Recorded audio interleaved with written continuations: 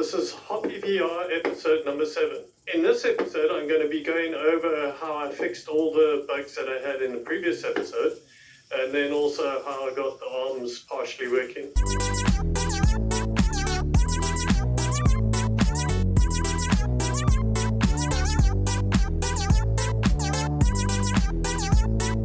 This is my development board for Hoppi and for Paimon, and I've got two issues from the previous video that I want to sort out. The first is the Orange Pi talking to the STM32 Blue Pill, which is using something called SPI. I'm just continue having issues with that. I think it's a problem on this side, but I can't figure it out. So what I want to do is change that to USB. This can emulate a COM port, and it can do a whole lot of other things, but I'm going to emulate a COM port, get it to connect here, and then get that communication going. Then the next problem I'm having is, this is the servo controller. When it talks to that, it seems to be okay when I got this set at the default speed, which is 8 megahertz. But I want it set to a lot higher, so I can improve the servo update speed. Right now it's running at a 50 millisecond gap. I want it at 25 milliseconds. So then the servo is smoother. The main problem is here, the stability in between these two is a major issue I'm having now.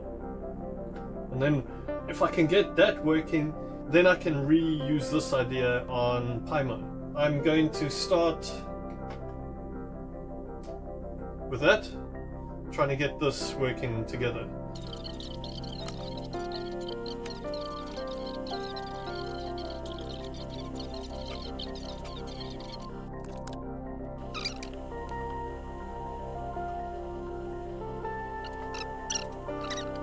So I finished making it. So this is stuck in the back here, and it's got a little plastic spacer there, and all the connections are coming through here. If I take the screw off, then I can pull this section off. There's still one thing I need to do. I've got a little extra rail I want to put in here, so I can connect up the either I'm going to connect up the Orange Pi, or I'm going to connect up the screen so I can see what it's doing. But that's so far where it is. But I need to test all the connections and test if this works. That might not be working. I still don't have a working multimeter, so what I've done is I've just made my usual for continuity. It's just basically that.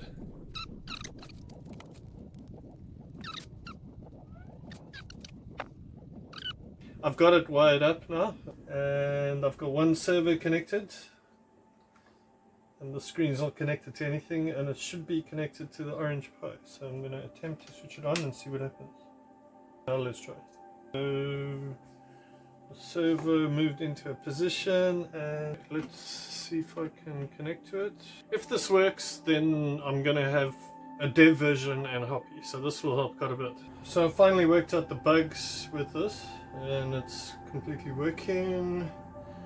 This is right now moving the head. Well, actually, it's moving. It's turning the neck. That's what the servo does. So, and then I'm moving it from side to side. So the next thing I'm going to do now is I'm going to see if I can get that pin, the EO pin. So it's the output enable pin to work. So what I'm hoping I can do is I can default the pin to up, and it will disable the output enable. So I'll demonstrate the problem by switching this thing on and off. So switch everything off, and switch it on. Now you see what it did there. So I don't want it to do that. Maker? Maker? What do you want? Maker? Tell me it's raining. No.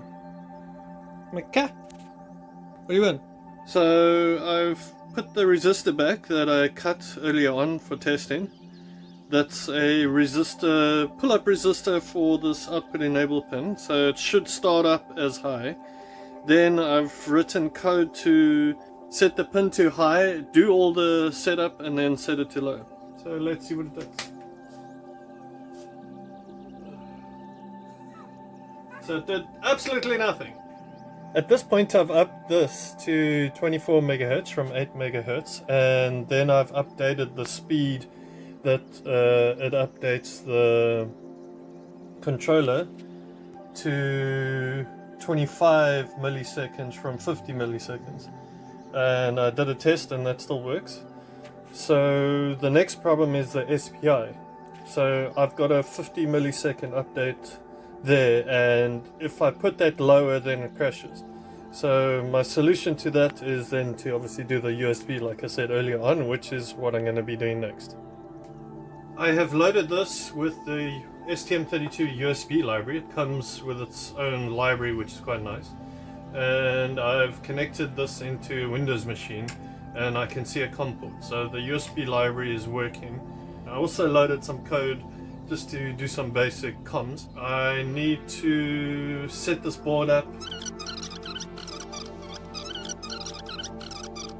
I'm just going to write some code now when I receive the basic messages to display it there.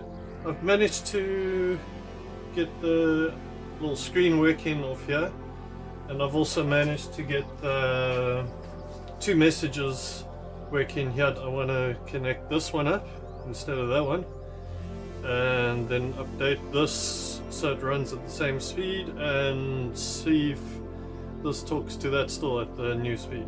Now that the SPI is not crashing everything, I was able to figure out what all the delays were caused by, and I finally got it working at 25 milliseconds. So you can see the little screen here updating.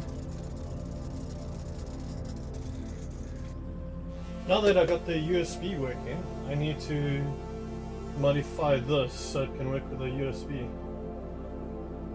I did take this off previously. So I was thinking I can still use this board. This board connects the Orange Pi to the STM32 and everything else. I won't need the power anymore because that's provided by the USB. And what else? Hopefully there's nothing else. I might need an extra cable going from 5 volts to this, but I think it should work.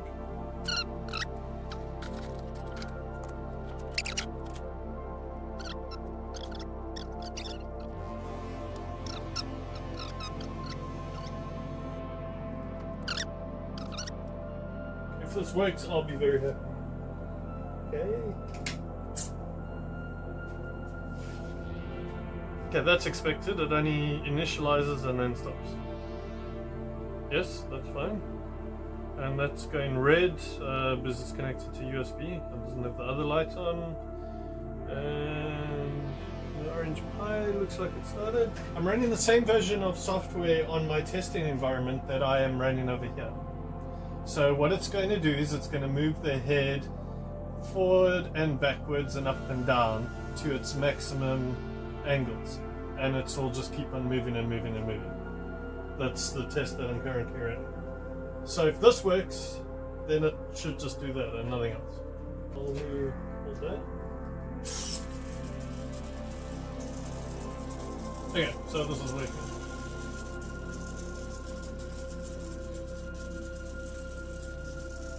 So basically what's happening here is the... interesting.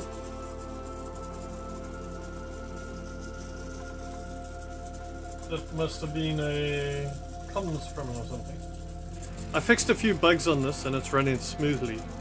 The next idea is to try fix the defaulting bug. I've previously tried a few software ideas and they all didn't work, so I'm just going to try the like a hardwire approach by cutting power. So what I'm going to probably do is I've got these voltage cables at the back.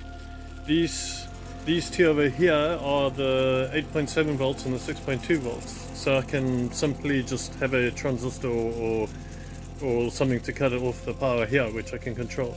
But the 5 volt rail is supplying boards and stuff like that, and a few servos up here, so I need to do something a little bit further in there internally. There are two ways of fixing this. Either I can use something like this. I don't have smaller versions of these. I've just got these large relay boards, but I only need 3, so this is a bit of overkill.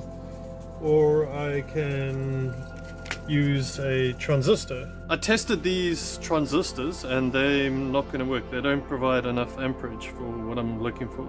So I'm going to go with the relay boards instead. I tested them, I had to mess around a bit just to remember how they worked. And I've got it connected here to my test environment. So I had to swap out the resistors for other ones until it worked. It was a bit weak and then I had a few bugs that effect. So basically that's me turning on test check boxes and it works fine. So the plan is to put the relay at the back here. I have put the armor over and it does fit, so that will do well. For the 8 volts and the 6 volts it just needs to go back and forwards from there, so that's fine. For the 5 volt I need to make a connection in the board and then plug it in here, and then I'll have one for the light. I'm going to use one of these for the light, and then I'll have 4 spare. I've soldered a new connector in between the ground 5 volt wires, and I've made that connection there, and that's where it's going to be connecting to that little yellow plug is. I've made the new connector and it fits in here, but the problem is this connector needs to fit in there, and the top of the board needs to be cut off because it's in the way. So I'm going to do that now. I've cut the board so the pins fit now, so that hopefully will work. So if everything's working, this shouldn't do that little move that it always does. Only once I switch my servers on, then it should work. And no magic spell. But I switch it on.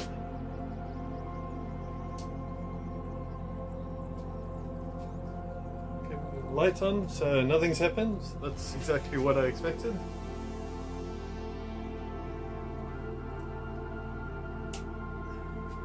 Connection, so the orange pi is coming on, that's good. I've compiled code, I've edited the config, and I'm going to attempt to start it now. So if I switch on the 5 volt relay,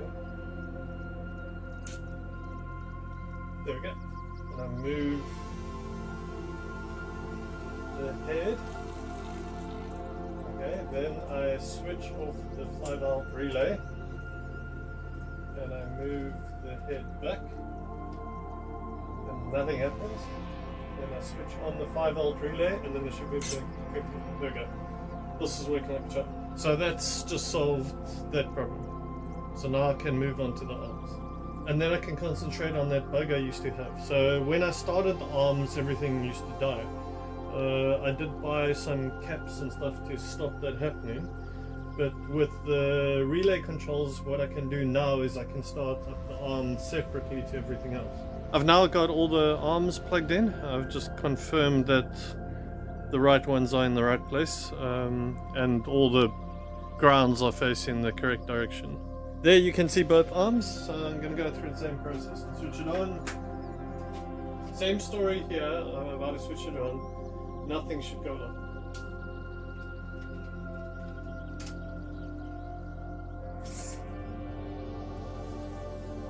Okay, that shouldn't have happened. The 8.7 volt line didn't come on, but the 6 volt line came on, which is these ones at the bottom here. I'm going to unplug the 6 volt line servos and then see if it works, just to confirm that I haven't buggered something up. Yeah, so what I'm thinking is I've got a common ground somewhere on my board on the 5 and the 6 volt lines. And that's why it's not switching it off. But it's not a high voltage or something weird. So I've taken the whole thing apart again. Is it disconnected? Yes. So I just got to find out where the common ground is, if I have one or whatever the problem is. So those are the 2 grounds. Yes. So there's a common ground. I found what was causing the common ground on the board. It's the logic level converters which convert signals from different voltages. Instead of using the ground as the switching wire, I'm going to use the power as the switching wire. So I've changed the power cables over. so they're working off the relays for the 2 voltages. And I've also only plugged in one arm and one of the servos of each voltage. Everything should be fine. I'll switch it on. Just watch the amperage.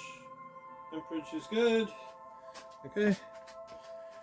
Nothing's switched on. I can still, yeah, the arm's not on and I can still move it. Okay, so these servers aren't on. Now last time I did start all the servers at the same time and I did lose connection to the orange Pi. So I've still got a problem with when the servos switch on, it loses, but that might have been one of the servers at its max position. So I'm not going to worry about that now. The 2 servers I got connected shouldn't go to a max position. And then when I switch on the 6 volt relay, this is the lower one. Yes, okay. And then I switch on the 8 volt relay. Yeah, okay, so that seems to be working. Now that I've figured out that the 6 volt and the 8 volt relay circuit is working, I want to maybe set one arm at a time. I've got the armor here that sits like that, roughly. And if I put the arm straight out at a default position, it actually hits this armor. So what I want the default position to be is something like that.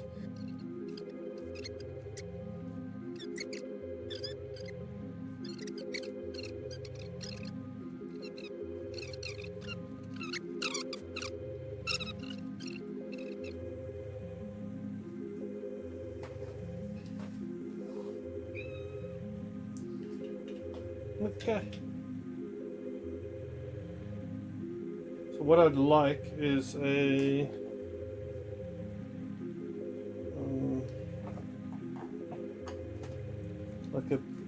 something like that.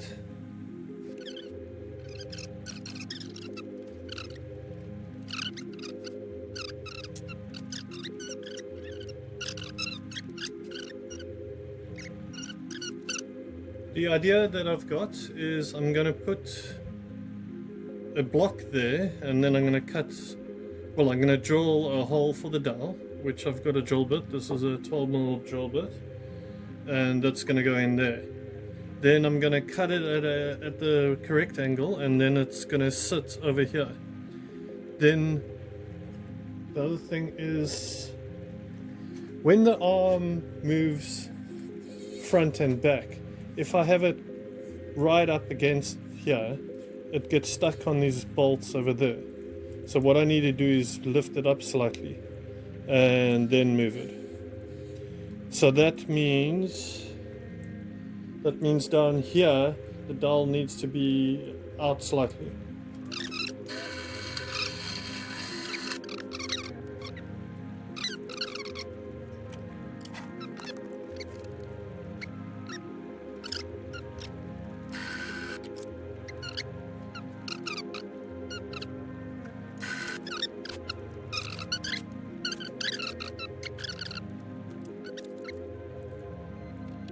So then that's the concept, that's where the default position is now.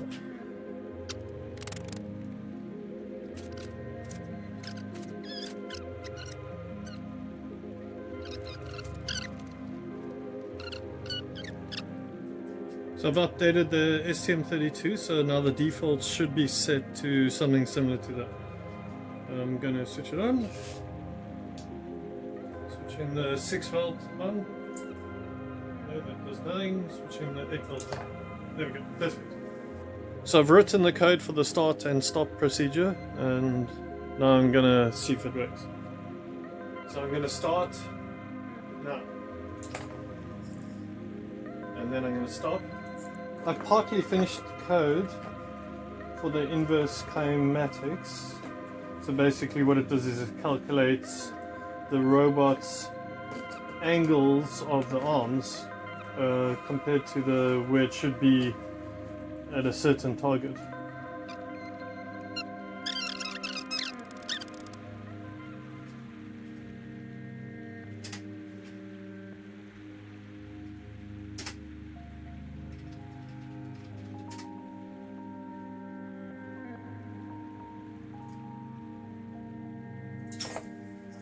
Okay, that worked. now I'm only going to move the right arm. So wait, let me just. I'm going to hold the power. So if anything goes wrong.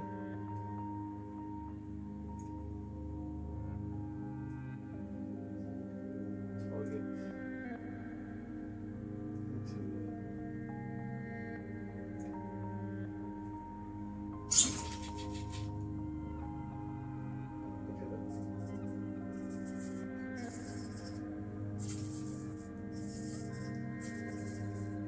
Moved very quickly to that position. I've got the arms now, the right arm being controlled by these over here. I'm not going to do the left one for now. This green target is the actual target where well, this is the limited target, and then there's a smaller green target. Let me just leave it down.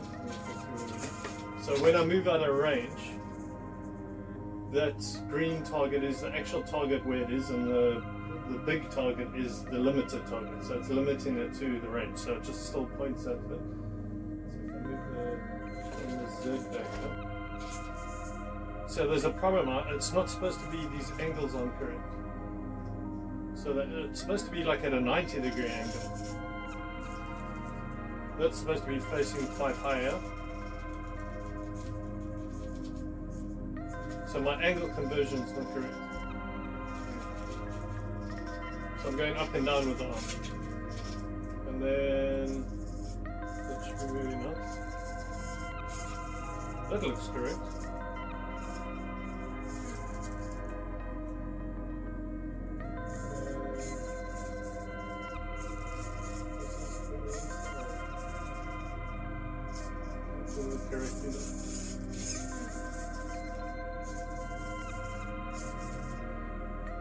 But you can see, okay, so what's happening here is the thick line, so this thick line over here is the actual arm's position.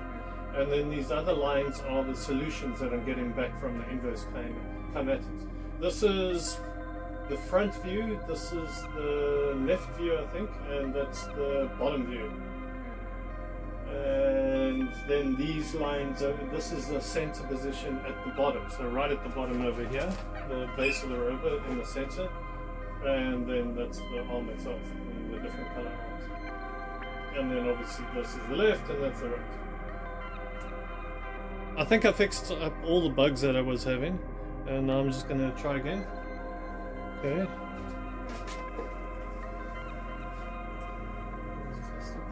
Target down.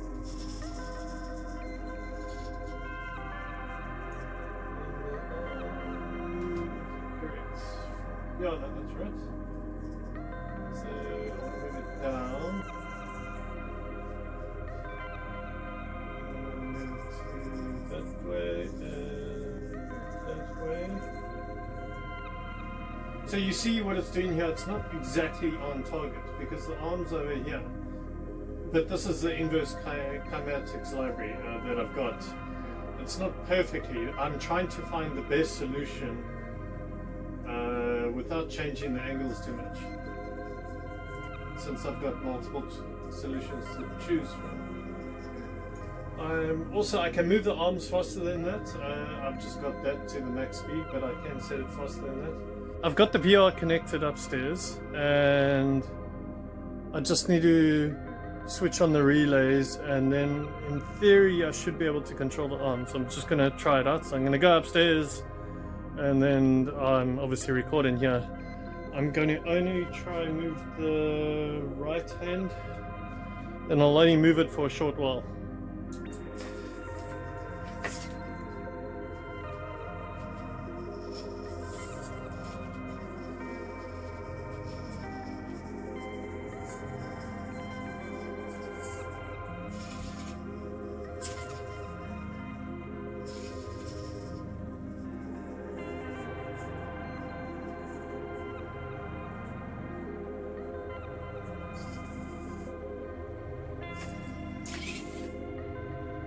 I fixed the bugs that I was having with the arms while doing the VR test. What was happening is during startup, the arms were getting movement controls from the VR.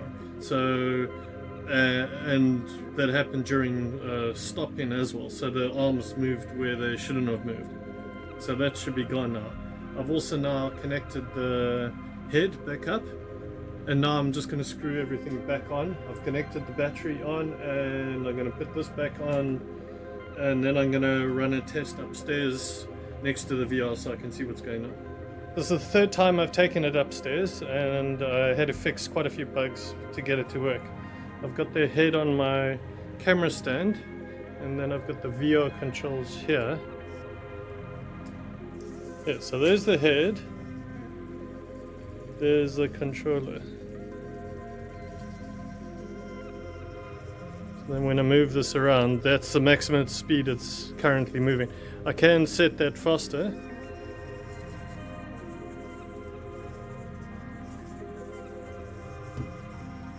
And then the other controller works exactly the same. As you can see, I've got the arms sort of working. I've been testing everything else. I probably need to speed up the arms movement, but I'll do that in the next episode. So the startup procedure is still not perfect. I need to fix that up. And there's a few other issues. For now, I'm quite happy with how far I got. These arms are quite shaky. But at least the video is still working and the audio is still working. I haven't mucked anything up yet. The other thing you can see is I put the armor on, and that's not fitting perfectly. All the wires are getting in the way, and it's bulging out at points. So this is the state of everything.